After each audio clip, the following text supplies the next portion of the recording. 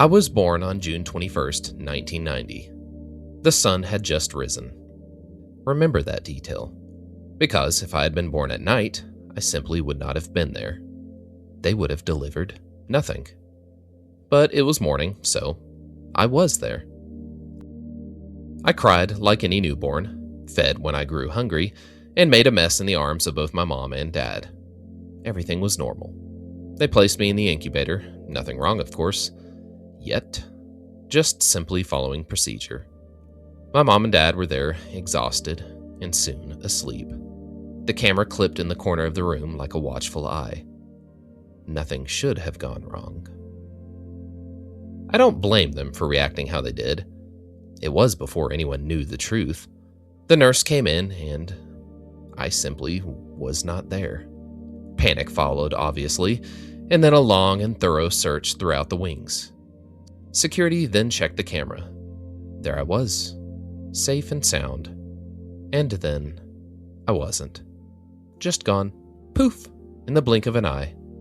Someone had to have messed with the camera to kidnap me. But why? Why would anyone do that? The next day, I was there again, back in the incubator, as if I never left. Everyone was confused and scared for me. Who took me? Why? How? What did they do to me? Well, I can answer all these questions. Nobody took me. Nothing bad happened to me. I just wasn't there for a moment. Specifically when the sun fell and the moon rose. See, that's it. That's my secret. What makes me different than everyone else?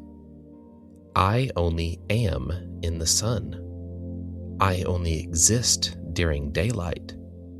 And when that last peak of the sun falls beyond the horizon, when the moon rises and the stars begin to blink, I become nothing. For me, it's just a skip. I see the sun set, and in a single second, I see that same sun rise. It's quite an interesting experience, even though it's all I've ever known and have nothing else to compare it to. But I've gotten ahead of myself. You're most likely wondering what happened at the hospital. Well, the next night came. My parents were awake this time to witness my leaving and understandably freaked out again. Until I returned when morning came. More witnesses for that one, unfortunately, and it wasn't long until word got out. I obviously have no memory of this, but apparently everyone wanted to see the miracle of the blinking baby. The religious thought I was something I am not. Scientists so badly wanted to study me, but were denied at every turn. And soon, people began to dismiss it altogether. Must have been a fake story. Had to have been. Didn't matter how many witnesses there were. I mean, would you believe that story? No, I didn't think so. Life, for me, while different, is still not so different. I went to school like any other kid, made friends, had bullies, had crushes, even partied. Although, I had to be careful with that last one. Always had to go with day drinking. Didn't want to have to explain that. I did, however, have to miss every other day of school in order to experience a full night, or should I say day of sleep. This means that for every full 24 hours of experience for me was actually a 48-hour period. Bizarre to think about that, I know, but it's true. And then, of course, my parents were always there to help me, hide me, and shield me. I can't remember exactly how the conversation between my parents and the teachers went. I was only 7 at the time, but they always had my back. They made life work for me, and I love them for it. I was, or am, technically younger by everyone around me as well. Half their life was even shorter for me, half a year for me, a full one for them. I'll let you do the math, though. Eventually, I would see my adult years, my time in college, photography classes. God, I had no idea at the time that such an innocent little hobby of mine would become such a huge part of my life. I had a good eye, but it's not my eye that caught others in the world, but my ability to capture what no one else could. You see, whatever I am wearing, whatever I am holding, also vanishes with me when the time comes. As long as it's not organic, it will come along with me for the ride. Now picture this, no pun intended. There I am watching the sunset, camera out, time lapse, as I am, and then I'm not. And then I am again. the visuals I am able to capture, the images, that one single moment in between, that is what made me famous. The beautiful gold aura that so many have accused of being photoshopped, unlike anything else in this world. I love it. I love the golden light of that final hour, and then the next when it all begins again. I love it all. Yet, I still have to wonder. Obviously, I'm only human. I'm curious, what is night like? I've seen plenty of videos and pictures, but it's not the same, is it? No, of course not. Yet, unfortunately, there's nothing I can do about that. Oh well. Hala, my moon and stars.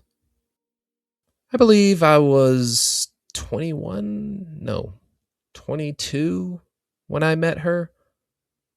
On a morning jog, she had stepped into the frame as I was working. The long exposure left blurry copies of her as she stretched across the picture. I always chuckle at that last blurry image, the surprise on her face when she realized and quickly apologized for ruining the shot. It was nothing, of course, and somehow we got to chatting, which I had to cut short when I lost track of time, but not before I'd gotten her number. I didn't make it home, and I had to pull over so my car wouldn't crash and waited for the blink to happen. Was a little peeved when I saw the sudden ticket appear on my window. But at least they didn't tow it. Anyways, I called her the next day, scheduled a date at a nice restaurant. Nothing too fancy, but still, great place to get a good shot of the city. We chatted for quite a while, ate some delicious food, got a little bit tipsy, me a little more than her, and before I knew it, we were driving back to her place. The whole ride, we were throwing flirting glances and touches back and forth during the conversation. Everything was going so well. And then traffic. My arch nemesis. Wasn't the first time I had to leave my car in the middle of the road, and it wouldn't be the last. The problem now, of course, was that I had a passenger, one I so desperately wanted things to work with. And they would, but first we would have to go through this awkward transition. I remember her face when I turned the car off, handed her the keys, and told her, "Well, this is going to be hard to explain. Now don't freak out when it happens. Totally normal. Well, for me at least. But you are going to have to drive back to your place. I'll see you tomorrow morning." And I kissed her. And surprisingly, in that confusion, she still kissed me back. Then I vanished. Poof. Was back in the driver's seat the next day, sitting in her driveway, lips still warm and red from hers. I walked up to the door, knocked, and then had to do some major explaining. She was so intrigued. I mean, who wouldn't be? She had so many questions, to which I had most of the answers, and when she was done asking those questions and I was done answering them, she wanted to see the blink again. So, still a bit tipsy from the day before and riding high on good vibes, I played along. We waited for the sun to set. I began to say to her, "Back!" The blink and sudden shout caused the now sleeping Hala to wake with a startled shout and fall off the side of her couch. Sorry about that. And also because I need that couch now. I'm exhausted. Need to trade places with you again. What was already a good life was more so with her, with Hala. Every moment, a blessing. She accepted me as I was, and that was all I needed. All any man ever wants. We grew, me a little slower. We traveled, we laughed, we cried, we loved, we lived. She was my night, my moon and stars, the darkness I would never see, not a cold one, but one of surprising warmth, something to fill what I was missing. It was balance, yet, like anything in life, that balance would eventually have to be lost, one way or another. We were in the park where we met, gazing out at the sunset. She wanted to be in the picture. Like always, I looked around to make sure there were no witnesses, then pulled the camera from my bag. It took a moment to set it up. Hurry! She yelled. I centered her in the frame, the setting of the sun beginning to peek over her left shoulder. Come on! Almost there. Almost. Got it. There was no Hella. She was always there waiting for me the next day, yet it was just me and, well, a very startled squirrel at my feet, but no Hella. Where was she? I looked around. I called her. Nothing. I called again. The phone rang and rang. Nothing. Finally, I decided to call her sister. What she told me over the phone. My world seemed a little dimmer after that. I had the whole day, so I wasn't worried for the time, and even if I didn't, it wouldn't have mattered. I walked through the same hospital where I was born, the same halls. Would you believe? She was in the same room I was born in? The same bed my mother used? Everything was a bit backwards now, remodeling and whatnot, but it was the same. What are the chances of that? And there she was, unconscious and fighting for her life after getting hit by a car while crossing the street to meet me the next morning when I blinked back. I sat by her bed. I held her hand. I said everything she loved to hear and told her I would never leave her side and begged her to do the same. Please, please, please, I whispered to her. Don't leave me, please. Don't leave me. Everything else in the world, in the room, and the people in the room didn't exist for me, like it was in the night I couldn't be in, and Halla was the only thing that was real. I had lost track of time. I hadn't even noticed the sun beginning to dip beyond the hospital window, and I was holding her hand. I was looking right at her, and then it was just a clean bed, empty, and my fingers,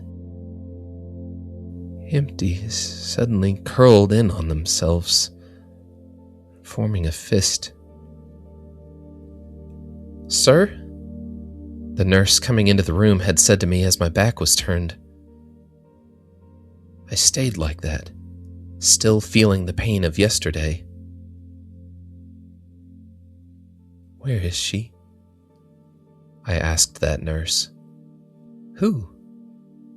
Halla. Oh, She paused. You're the husband, right? Where did you go yesterday? The family was freaking out. Where is she? Where is my wife? I'm so sorry, sir. Your wife, Halla, she didn't make it. I had stood and left the bedside of my love, who was now gone. I stared out the window at the rising sun as it slowly began to peek from behind the distant hills. I could see myself in the reflection, and the reflection of myself stared back. With tired eyes, red and puffy, it stared back. I placed my palm against the cold window, held hands with my other self on the other side. Are you okay? The nurse continued. Is there anything I can help you with, or...